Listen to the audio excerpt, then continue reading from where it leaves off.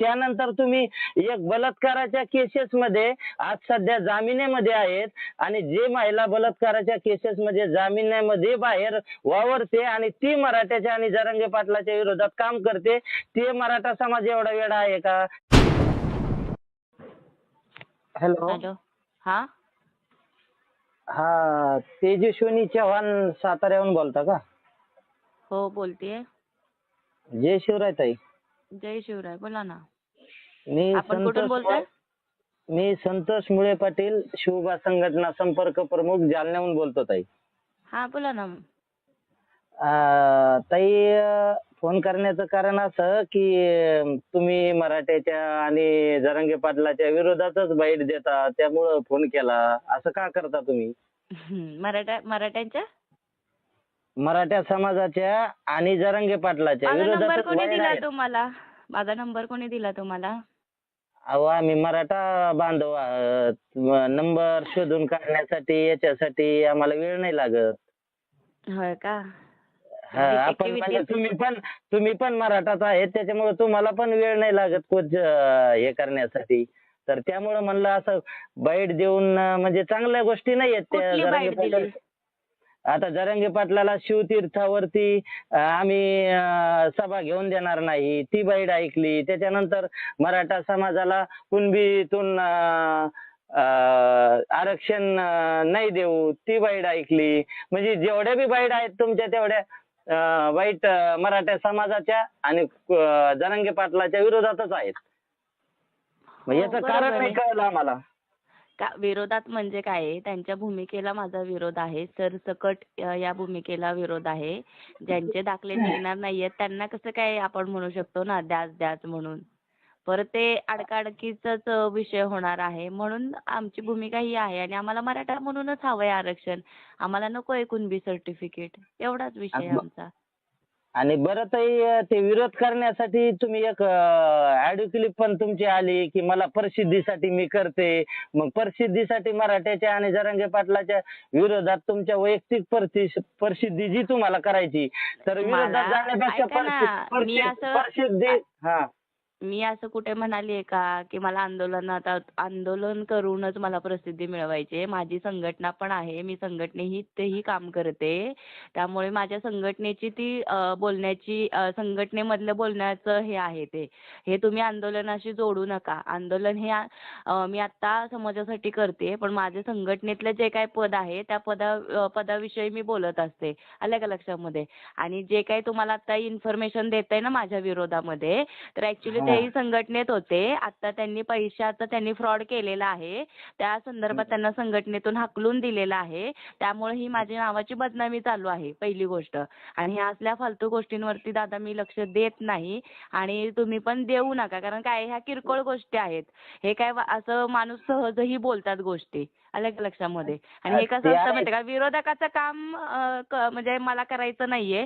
माझं इतकंच म्हणणं आहे, जर नाही येत ना नोंदी तर आपल्याला दुसरा पण पर्याय शोधला पाहिजे आरक्षणाचा. सगळ्यांना आरक्षणाची गरज आहे आणि सगळ्यात जास्त आता मराठा समाजाला आरक्षणाची गरज आहे. ही भूमिका मला माहित आहे आणि माझं म्हणजे म्हणणं किंवा विरोध किंवा काय असेल ना तर तो भूमिकेशी आहे, वैयक्तिक जरांगे पाटलांशी नाहीये. हा, आणि आणि त्यांच्याशी जे तुम्हाला डिटेल्स येतात का ऐका ना, आता हा. शिवदास तुमचं ते महेश शिवदास जे आहेत, त्यांनी काल बाईट दिली की आम्ही ते कोणची भूमिका होती म्हणे आमची, WS ची जी आहे त्याला धक्का न लागण्यासाठी या महिलेला आम्ही उपोषणाला बसवलं 9 दिवस, बरोबर? ऐका ना, मला काय म्हणायचं दादा, पहिली गोष्ट त्यांनी मला उपोषणाला बसवण्याची काहीच एक म्हणजे गरज नाहीये. मी मराठा समाजाचे आहे, ते दलित समाजाचे आहेत, बरोबर आहे.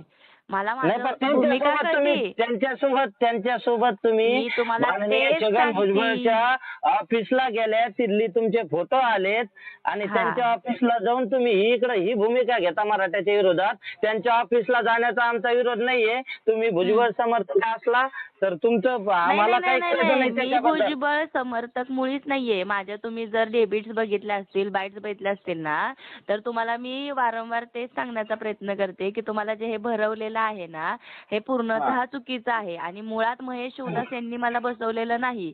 मी माझ्या स्वतःच्या हिमतीवर बसलेले होते आणि दुसरी महत्त्वाची गोष्ट माझ्या संघटनेत ते सुद्धा वर्किंग करत होते. त्यामुळे ते सपोर्ट म्हणून मला तिथे बसलेले होते. एक महत्त्वाची गोष्ट लक्षात ठेवा. त्यांना मीडियामध्ये येऊन फेमस व्हायचं असेल म्हणून हे सगळं चाललं असेल त्यांचं.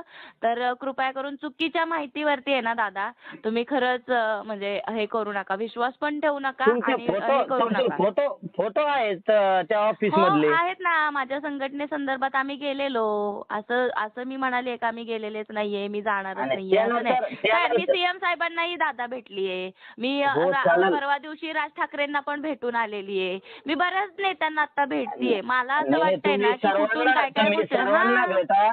तुम्ही सर्वांना भेटा. सर्वांना तुमचं काय करायचं तर तुम्हाला वैयक्तिक तुमचा प्रश्न आहे, पण मराठ्याच्या आणि जरांगे पाटलाच्या विरोधात कुठली भूमिका घेऊ नका. त्यानंतर तुम्हाला जी कॉल रेकॉर्डिंग आली मला प्रसिद्धीसाठी आपण हे करतोच आणि ते जे कॉल रेकॉर्डिंग आहे तर तुमची प्रसिद्धी करण्यासाठी दुसरे अनेक ठिकाणं आहेत.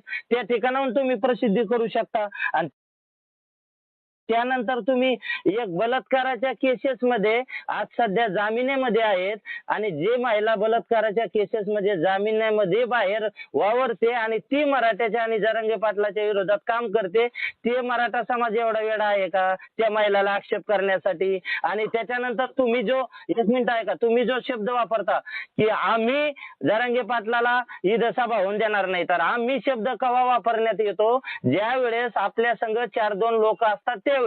तर जी तुम्ही बाईट देता त्या बाईट मध्ये फक्त तुम्ही आणि चॅनलवालेच आहेत आणि तुम्ही एकट्याच असतानंतर काळं कुत्र तुमच्या सोबत नाही आणि तुम्ही आम्ही शब्द वापरता तिथं मी शब्द वापरा. एवढी विनंती आहे आमची की माझी इच्छा आहे जरांगे पाटलांनी इथं सभा घेऊ नये आणि तुम्ही केलेल्या भूमिकेतून कोणतं साकार झालं नाही. सभा तर तिथंच झाली. तुमचा काही तिथं निर्णय नाही झाला. त्याच्यानंतर तुम्ही त्या बलात्काराच्या केसेस मध्ये जी महिला आहे तो आरोपी जो आहे नवम शेख तुमच्या सोबतचा, तो नवम शेख आणि तुम्ही या महिलेवर अत्याचार केले त्या आणि तिच्यावर तो बलात्काराची केस आहे तिचा हिडू काढून तुम्ही तिच्या घरी जाऊन तिला धमक्या दिल्या. 11/12/2022 ला तिच्या घरी जाऊन तुम्ही धमकी दिली की तू जर त्या आरोपीला फोन केला आणि जर कोणाला सांगितलं तुझ्यावर बलात्कार झाला तर तुझ्यावर आम्ही तो व्हिडिओ फॉरवर्ड करू. आणि ऑगस्ट 2022 ला तुम्ही 1,96,000 बजाज फायनान्स करून त्या बाईला लोन काढून दिलं आणि ते तुम्हीच घेतलं. त्याच्यानंतर सातारा पोलीस स्टेशन मध्ये त्या बाईना त्रासाला कंटाळून तुमच्यावर त्या बाईना कितीला हे बघा तुम्हाला सांगतो त्या बाईना तुमच्यावर 28/3/2023 ला 4:28 तुम्हाला गुन्हा दाखल केला त्या बाईने. त्याच्यानंतर गुन्हा दाखल केल्यानंतर 26/4/2023 ला 10:46 तुम्हाला जामिनीवर तुम्ही बाहेर आलात. तर मग त्या जामिनीवर बाहेर येऊन तुम्ही जर मराठा समाजाच्या विरोधात काम करत असला तर तुमचं हे बरोबर नाहीये असं माझं म्हणणं आहे. याच्यावर तुमचं काय म्हणणं आहे सांगा. आता ही सगळी माहिती तुम्हाला कोणी दिली दादा? आता ती माहिती कोणी देऊ, माहिती खोटी आहे का हे मला सांगा तुम्ही. तुम्हाला मी विचारलं सांगा की ही माहिती तुम्हाला आता तुम्ही एवढं बोललात ना तर ही माहिती तुम्हाला कोणी दिली हे सांगा मला. आता तुम्हाला सांगतो सप्टेंबर 2023 ला तिच्या घरी जाऊन तिच्यावर बलात्कार करून व्हिडिओ तयार करून तिच्या गुगल पेहून तुम्ही 2 लाख रुपये ट्रान्सफर करून घेऊन 1.5 लाख रुपये रोख रक्कम घेतली आणि तिला कंप्लीट 4 महिने धमक्या दिल्या त्या महिलेला. ती महिला मुस्लिम धर्माची आहे आणि तुमच्या सोबतचा जो माणूस आहे तो पण मुस्लिमचा आहे आणि जो तुमचा साथीदार परत मुस्लिमचाच आहे, बलात्कार करणारा मुस्लिमचा आहे. आणि एवढं सारं प्रकरण करून तुम्ही परत मराठ्याच्या विरोधात जर भूमिका घेत असला तर तुमचं हे चुकीचं आहे. इथून पुढे असं करू नका. मराठ्याच्या विरोधात जरांगे पाटलाच्या विरोधात कोणती भूमिका घेऊ नका. आम्ही त्या चॅनलला पण सांगणार की येऊन जाऊन ते चॅनल तुम्हाला पुढे आणतं आणि बाईट देतं आणि चुकीच्या बाईट देऊन काय निष्पन्न होणार तुम्हाला प्रसिद्ध व्हायला अनेक साधनं आहेत, बाकीचे प्रत्येक साधनं आहेत की तिथून तुम्ही प्रसिद्ध होऊ शकता. पण ही भूमिका मांडून प्रसिद्ध होण्याचा प्रयत्न करू नका अशी तुम्हाला कळकळीची माझी विनंती आहे. बर ठीक आहे झालं. मला फक्त माझ्या प्रश्नाचं उत्तर द्या की हे तुम्हाला सांगितलं कोणी? आता ते सांगणं गरजेचं नाही ना ताई, तुम्हाला नाही सांगून गरजेचं आहे ना. आता तुम्ही एवढं ह्यानी मला फोन केलाय ना, तर मला सांगणं पण गरजेचं आहे की हे हो हो काढते की. हॅलो. चुकीचं थोडं आहे. तुम्हाला नाही सांगितलं तुम्ही आता जे सगळं बोललात का नाही, तर ते आता फक्त मला सांगा तुम्हाला हे सगळं सांगितलं कोणी? एवढ्याच प्रश्नाचं दादा उत्तर द्या माझ्या. मग ताई मी तुम्हाला तुम्हाला जे सगळं तुम्ही बाकीचं नका बोलू दादा. मी तुम्हाला काय विचारलंय तेवढ्याच प्रश्नाचं उत्तर कोणी? हा बोला. सातारा शहर पोलीस स्टेशन मध्ये ऑनलाईन FR आहे तुमचा 376 420 323 506 आणि 34च्या अंतर्गत तुमच्यावर गुन्हा दाखल झालेला आहे. ह्यो ऑनलाईन गुन्हा तुम्हाला हे दाखल डिटेल्स झाल्यानंतर कोणी तुम्हाला online ह्यो झालेलं तुमच्या नाहीये. ऐका ना पहिली ऑनलाईन FR माझ्याकडे आहे. तुम्हाला व्हॉट्सअपला टाकू का मी? आता फक्त एक गोष्ट लक्षात ठेवा. तुम्ही मगाशी ज्या व्यक्तीचं नाव घेतलं ना, त्या व्यक्तीचा जो काही इतिहास आहे ना, आता जशी माझं काढलं तुम्ही म्हणताय त्या पद्धतीनं, तर फक्त जरा तुम्ही त्या व्यक्तीचा इतिहास काढा आणि त्याच्यानंतर तुम्ही मला बोला. हा. आणि आता लिगल काय कायदा आहे ना, त्या पद्धतीने ऍक्शन घेणारच आहे मी त्या व्यक्तीवरती. आणि जे आता त्या व्यक्तीचं ऐकून मला कॉल करतायत ना, त्यांनाही लिगल बरोबर पद्धतीनं उत्तर मिळणार आहे दादा. आले का लक्षामध्ये? ताई माझा तुम्हाला फोन करून कुठलाही हिणायचा असा उपयोग नाहीये, दुरुपयोग नाहीये. माझं फक्त एकच म्हणणं आहे, तुम्ही जर मराठ्याच्या आणि जरांगे पाटलाच्या विरोधात भूमिका घेतली नसती तर तुम्हाला आम्हाला फोन करायची गरज नव्हती. तिकडे तुम्ही काही केलं. ठीक आहे केला ना. आता तुम्ही मला फोन केला, तुम्ही मला डिटेल दिली, का दिली, कशी दिली, सगळं मला दादा लक्षात आलं. आता ठेवू का?